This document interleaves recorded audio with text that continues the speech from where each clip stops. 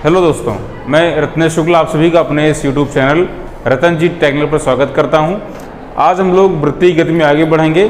Class 11th के लिए uniform circular motion एक समान वृत्तीय गति का चैप्टर चल रहा है, जिसमें हम लोग इस समय देखेंगे। आज हम वृत्तीय गति में अभिकेंद्र त्वरण सेंट्रीपिटल एक्सेलरेशन क्या होता है, इसका फार्मूला क्या होता है, सेंट्रीपिटल फोर्स किसे कहते हैं समझेंगे, उसका सूत्र भी ड्राइव करेंगे।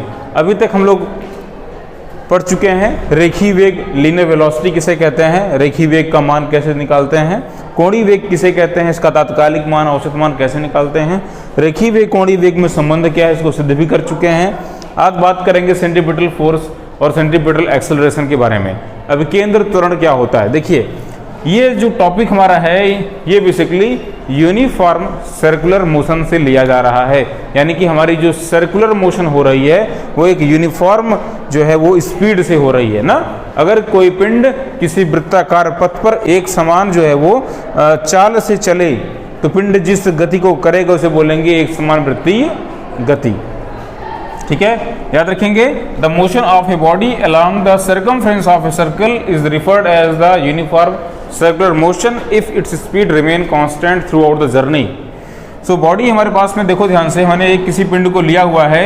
ये पिंड जो है किसी स्मॉल आर त्रिज्या वाले वृत्तीय पथ पर जो है वो गति में है।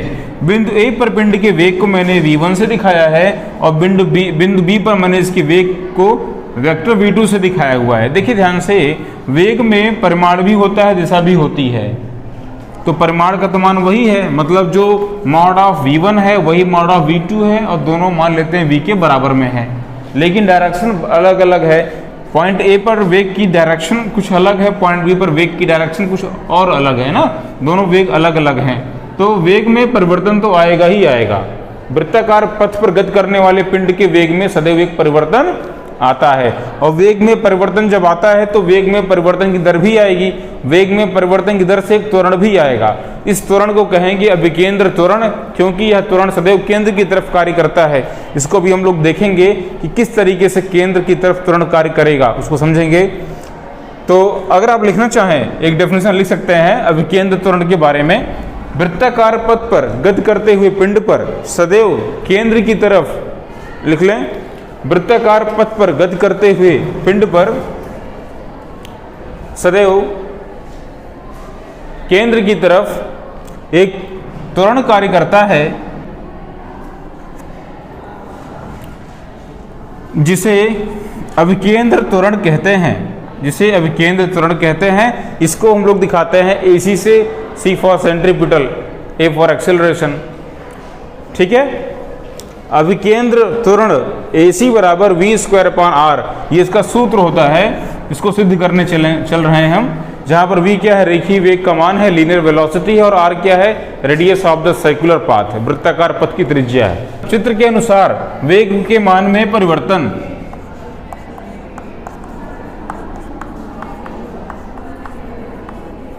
अगर हम वेग में परिवर्तन देना चाहें तो कैसे देंगे, delta vector v is equal to vector v2 minus vector v1।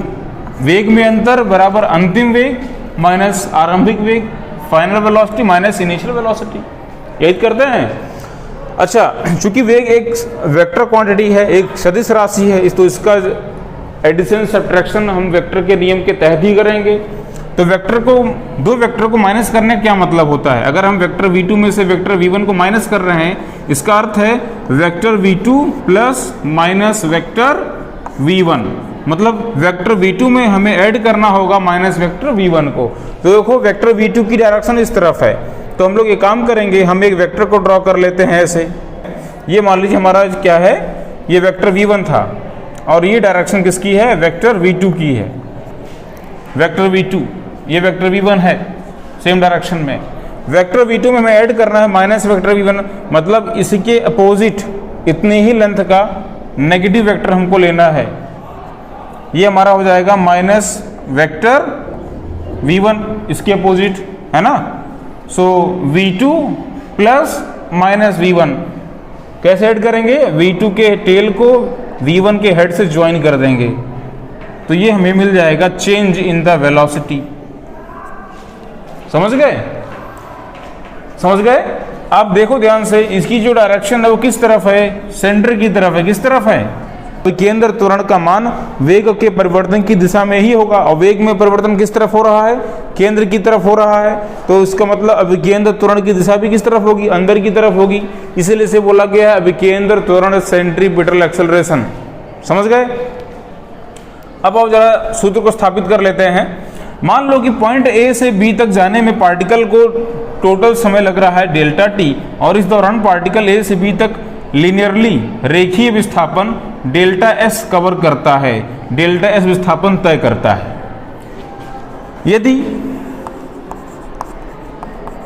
पिंड डेल्टा टी समय में डेल्टा एस विस्थापन तय करते हुए डेल्टा एस रेखीय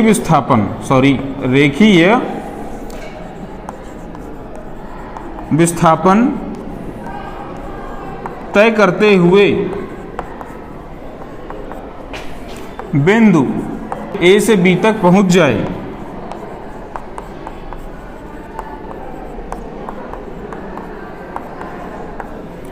तथा रेखीय कोणीय विस्थापन डेल्टा थीटा हो। कितना हो? डेल्टा थीटा हो।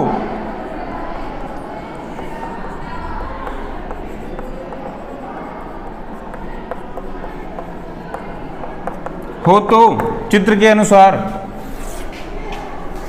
अनुसार आप ध्यान से देखो, हम यहां पर दो त्रिभुज बनाते हैं। त्रिभुज ए ओ बी लेते हैं और लेते हैं त्रिभुज, इसको क्या नाम दिया जाए?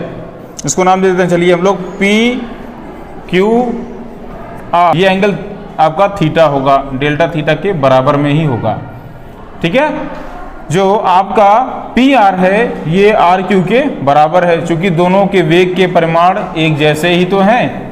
वेग का परिमाण क्या है? सेम ही तो है। v2 mod of v2 mod of v1 बराबर v, दोनों आपस में कैसे हैं? बराबर ही तो हैं। तो ये भी इनकी दो भुजाएं क्या हैं? बराबर हैं। और इनके बीच का कोण डेल्टा थीटा है, और यहाँ भी इनके बीच कोण कितना होगा? डेल्टा थीटा ही होगा ज्यामिति से। तो अगर दो त्रिभुजों के दो भुजाएं परस्पर बराबर हैं, और उनके बीच के कोण भी क्या हो? परस्पर बराबर हो, तो त्रिभुज समरूप होते हैं। कैसे होते हैं? हाँ, यदि किन्हीं दो त्रिभुजों के दो भुजाओं में अनुपात बराबर हो, ठीक, और उनके बीच के कोण भी कैसे हो? बराबर हो, तो त्रिभुज समरूप होते हैं। So triangle O A B triangle P Q R की क्या है? समरूप है। लगा देंगे साइन ऑफ सिमिलरिटी। त्रिभुज ओ ए बी समरूप है त्रिभुज पी क्यू आर के। क्यों है? आपको बता चुके हैं। Why? You know very well, है ना? बिकॉज ओ ए बराबर ओ बी, पी आर बराबर R P. Angle A O B delta theta, angle P R Q delta theta बराबर हो गए। इसलिए अब क्या होगा? दो समरूप त्रिभुजों की संगत भुजाओं में अनुपात क्या होता है? एक समान होता, बराबर होता है। यानी कि हम करने वाले यहाँ पे क्या है? जो रेशियो इसमें और इसमें होगा, बताओ पी क्यू की संगत कौन इसमें? ए बी है ना? पी क्यू बटे ए बी, वही रेशियो होने वाला है। किसमें किसी में ले लो, इसमें और इसमें ले लो, है कि नहीं? पी क्यू बटे ए बी बराबर आप ले सकते हो पी आर बटे ओ बी, पी आर बटे ओ बी। अब ध्यान से देखो, ये पी क्यू क्या है? इसको आगे बढ़ाते हैं। पी क्यू क्या है? वेग के मान में परिवर्तन है डेल्टा वी बटे ए बी क्या है? रेखीय विस्थापन डेल्टा एस है बराबर। ये पी आर क्या है? पी आर वेग का मान ही तो है, v1 की वैल्यू ही तो है, लंबाई v1 की लंबाई कितनी है? v है। कितनी है? v बटे क्या लिखा है? OB। OB कहाँ पे है भैया? OB ये रहा। OB क्या है? वृत्तीय पथ की त्रिज्या स्मॉल r है, यहाँ हो जाएगा स्मॉल r। समझ गए? इसका मतलब आपने देखा delta V upon delta S बराबर V अपॉन R। बात समझ आ रही है? एक काम कर दीजिए, डेल्टा S को इस तरफ भेज दीजिए, आप ट्रांसपोज करिए तो इसका मतलब डेल्टा V बराबर delta S into V upon R। सही है कि नहीं? इतना आप नोट करिए पहले फटाफट। देखिए ध्यान से, आपको मिल गया है वेग के मान में परिवर्तन डेल्टा V बराबर delta S into V upon R। दोनों तरफ समय की दर ले लीजिए, ठीक है। dV अपॉन डेल्टा t बराबर delta S upon delta t। हमने दोनों तरफ डिवाइड कर दिया है, किससे? टाइम इंटरवल से, समय अंतराल से, इंटू V अपॉन R। ध्यान से देखिएगा। फिर एक काम करिए, लिमिट लगा दीजिए दोनों तरफ। Limit delta t tends to 0 delta V upon delta t बराबर, इधर लिमिट लगाइए, limit delta t tends to 0 delta S upon delta t into V upon R। देखिए ये क्या है? वेग के मान में परिवर्तन की तात्कालिक दर है। Limit delta t tends to 0 delta V upon delta t, वेग के मान में परिवर्तन की तात्कालिक दर है। इसे कहेंगे क्या? इसे कहेंगे dV अपॉन dt। इसे क्या लिखेंगे?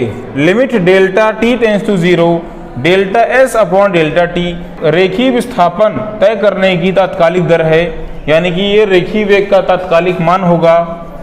यानी कि आपका ये क्या? ds अपॉन dt है लिखने का तरीका, इंटू V अपॉन R। अब एक काम कर दीजिए, ds अपॉन dt क्या होता है जरा देखिए तो। ds upon dt, ds upon dt कहते हैं वेग को, रेखीय वेग हो जाएगा यहाँ पर v into V upon R। dV upon dt वेग परिवर्तन की तात्कालिक दर, इसे कहते हैं त्वरण, अभिकेंद्र त्वरण।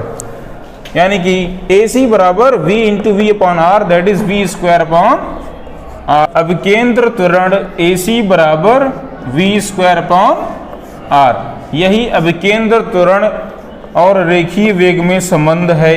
अभिकेंद्र त्वरण का मान रेखीय वेग के स्क्वायर के प्रोपोर्शनल होता है। वेग जितना ज़्यादा रहेगा त्वरण का मान उतना ही अधिक रखना पड़ेगा या हो जाएगा, ठीक है। AC बराबर V square upon R, C means centripetal, अभिकेंद्र त्वरण, सेंट्रीपिटल एक्सेलरेशन, ठीक है, नोट कर लीजिए। देखिए अभिकेंद्र त्वरण के नाते, चूंकि अब त्वरण हमेशा किसी न किसी बल से उत्पन्न होता है। न्यूटन ने ऐसा कहा था कि acceleration is always produced by some external force. यही Newton second law of motion भी है ना। सो पिंड पर एक बल भी कार्य कर रहा होगा अंदर की तरफ, क्योंकि एक त्वरण इसमें लगा हुआ है, इसका मतलब पिंड में अंदर एक बल लग रहा होगा जो हमें दिखाई नहीं दे रहा है केंद्र की तरफ, तभी तो ये रुका हुआ है, ठीक है। तो अभिकेंद्र त्वरण के कारण पिंड पर आरोपित अभिकेंद्र बल, यानी कि अभिकेंद्र बल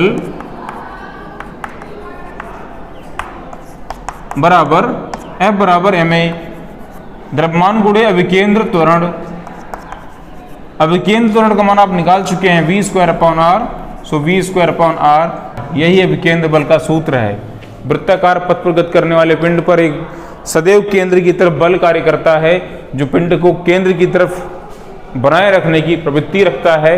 इस बल को कहते हैं विकेंद्र बल, सेंट्रीपिटल फोर्स। शो करते हैं Fc से, फार्मूला होता है mv स्क्वायर अपॉन R, ठीक है। Thank you.